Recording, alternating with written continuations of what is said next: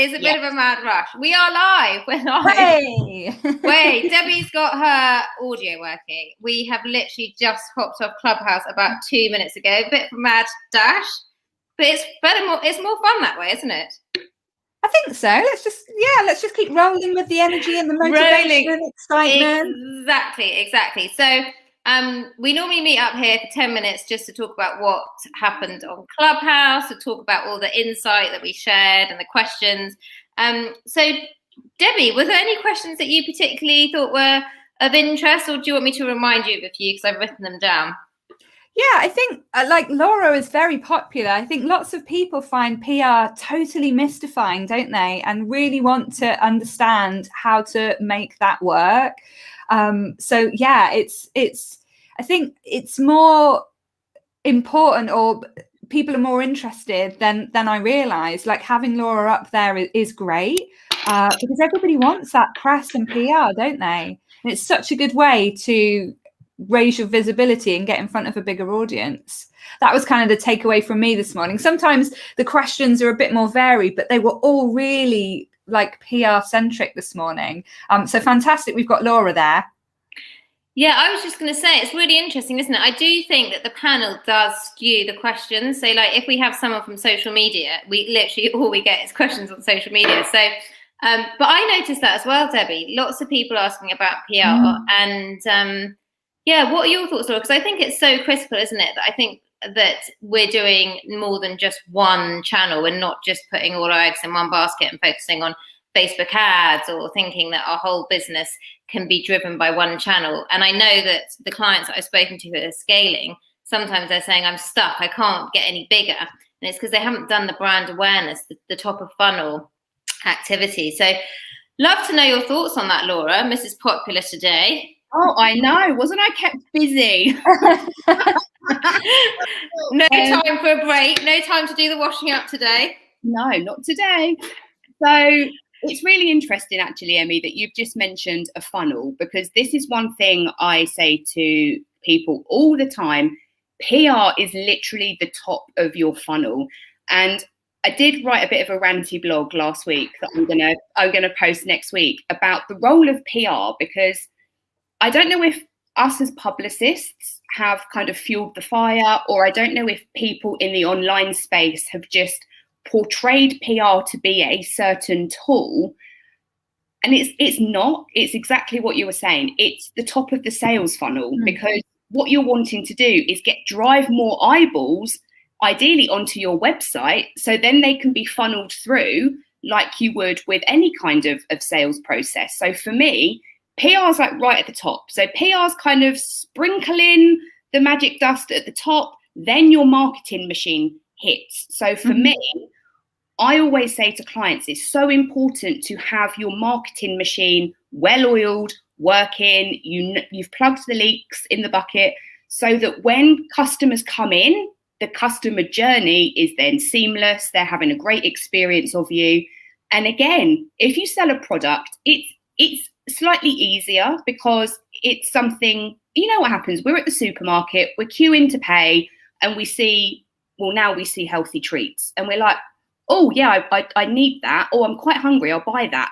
When you're buying from a person or it's service-based, the decision-making process is longer, and you're going to want to get to know who you're buying from. So this for me is where PR really comes into its own for both product and service, but the decision-making process from the customer is very different. So yeah, PR. We're getting lots of comments today. So we've got Kate Davis, she's one of our Growth Collab ladies, joining us. We've got Simon Hodgkins saying awareness helps to start the journey, many touch points required. And we were talking about this, weren't we, last week, Laura and Debbie? You know, it's obviously something that we talked a lot about, the customer journey. It's a big, passion of mine, which I'm sure is of yours as well, is so many touch points. We need to interact with a brand multiple times before we buy from it. We need to know, like, and trust them. And I think that that's something that is so important in marketing.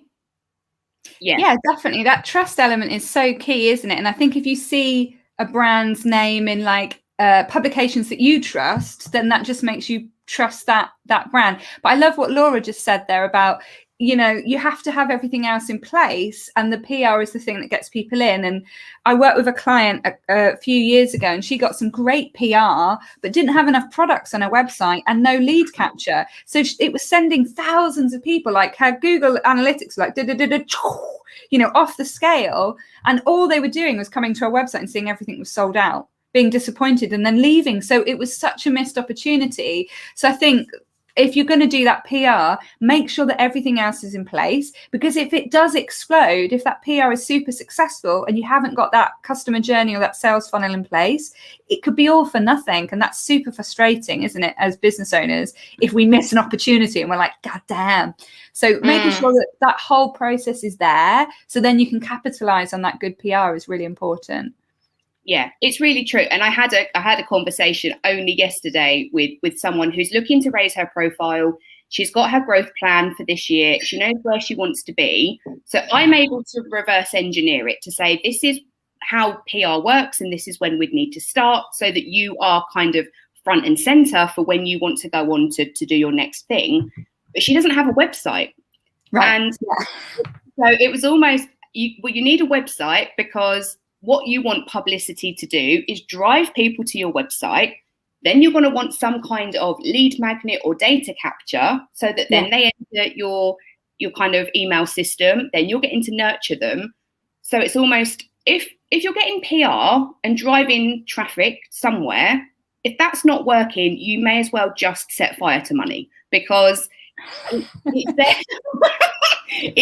then just kind of PR more for vanity's sake, rather than it to get those people to follow you. And I know with social media, there's this whole thing about like vanity metrics and things. And if you literally want to get PR to stroke your ego, go for it. But what we actually want it to do is do that heavy lifting for you, so that when you go through the marketing machine, you're then becoming more of an engaged buyer, and then come out at the end as a kind of customer or client. Yeah, it's so interesting, isn't it? I saw one of my clients who was a relatively new startup, and they had an amazing PR agency who got them incredible coverage. And it just meant that their social media campaigns converted so well, and they were able to use that messaging, and they were able to, talk about the fact that they'd got all this amazing PR coverage and they'd been voted #1 in their space and all that kind of stuff. And it really, really helped them, helped all of their paid ads convert so much better. I think that's the thing. I've had other clients where they say they literally can't scale beyond what they've got. So it is important. And Simon's saying prospect nurturing is critical. So that's the next step, isn't it? And PR, I think PR, if people keep seeing your brand in press, that is that's such a great thing, because that's just an additional touch point. But Debbie, what are the other ways that you recommend to people with sort of nurturing their clients or customers? Well, I think one of the things that kept coming up was knowing who your customers are in the first place, that like very kind of early stage bit of your business, because we had a couple of people who wanted to kind of grow their business in new markets or new countries, or, get more sales, but they weren't really clear on who they were targeting and who they were talking to. And that's, for me, that's a bit like business 101. You can't advertise to everybody. You can't be like, everybody with a credit card can buy my stuff, because your marketing gets really woolly and it doesn't mean anything to anybody. So I think there's some, making sure you know who your customers are, because then you can meet them where they are, literally where they are. Are they on LinkedIn? Are they on Facebook? Are they on Instagram? And also meet them where they are, like emotionally. Like, what's the problems that they have? Like, how does whatever you're offering help them in some way? What's the pain point that they've got? And knowing that stuff really helps you with your marketing and messaging. And where do you go? Like, what are your next steps? What platforms is it worthwhile you engaging on? Because unless you have a massive team behind you, you can't be doing everything. And it's better to be doing a few things really well with intention, and setting some goals, and having some, a strategy behind that. And I think that came up a couple of times this morning, that kind of question around who are you talking to? So important, isn't it? And it is, it is easy to just say, well, it's, and anyone could buy my service. This is a massive problem that I've had for ages. Debbie, you know this. I've worked with businesses. I've worked with startups through to big corporates, and I've worked for B2B, I've worked for B2C, I've worked for product service-based businesses. I could essentially work with anyone. But the problem is when you say that, then you're not talking to anyone. When they land on your website, they don't feel that like, oh, Emmie is the right person for me. So it is a difficult thing, I think. And I also think it's a difficult thing for clients to sometimes do on their own. You know, we all struggle with doing stuff for our own business. Of course. And I think that I can see people going round and round and round in circles with overwhelm because they just can't necessarily get these basics right. So that's probably the point. They need to reach out and get some help. Yeah. Also, I think like even if you're narrowing your target audience and you're really specific about who you're going to sell your stuff to and the biggest difference you can make, it doesn't mean that people outside of that audience can buy your services. You know, I talk about feminism and women a lot, and I run women's groups, but I think like 30% of my clients are men. So it doesn't put the blinkers on them. They're not, they still listen to the messaging. And I think that's the fear, is that if you get really tight with your messaging, you're saying no to some things, but you're not, because if people see the value and still want to work with you, they'll come and find you. And I think that idea of niching or narrowing your audience, it comes from fear. Like, what if it's the right one, or what if it's the wrong one, or what if I'm saying no to some things, or what if my business won't grow? And running a business is a scary place, isn't it? You're like, oh my God, I've got to make bank every month. I've got to make this money out of thin air. Like, where's it going to come from?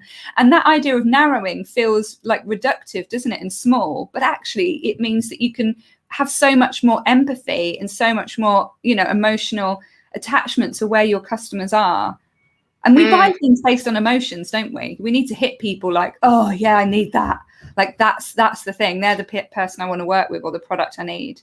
I'm so glad we're recording this, because I think it's a really valuable, this little discussion. Hey, Roy, by the way, Roy's joining us from Australia. I don't know what time it is in Australia, but he's here saying hi. So it's good to have you, Roy.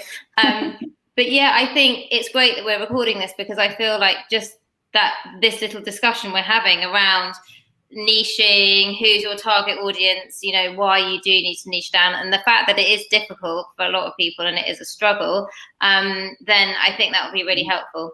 So ladies, any final thoughts, parting gifts, anything you want to say, because we're going to wrap up now, keep this short and sweet? Oh, any parting thoughts? No, although I've just seen a comment from Simon that's really quite a powerful statement. Let's quickly cover that off then. Great one, Simon. Should we read it? Shall I read it? Yeah, sorry, I thought Laura was going to do that. I was waiting for you to do it. I'll read it, and then we Laura got a can talk about it. So Simon said, when reaching international markets, language is really important, because if they can't understand it, they won't buy it. So sort of having that content localization for different audiences, cultures and communities is really important. Laura, did you want to add to that or say something about that? Because it is, people do talk in different ways, don't they? And understanding your audience is key. Yeah, definitely. And it actually was a question that came up on Clubhouse. So everything's working in serendipity.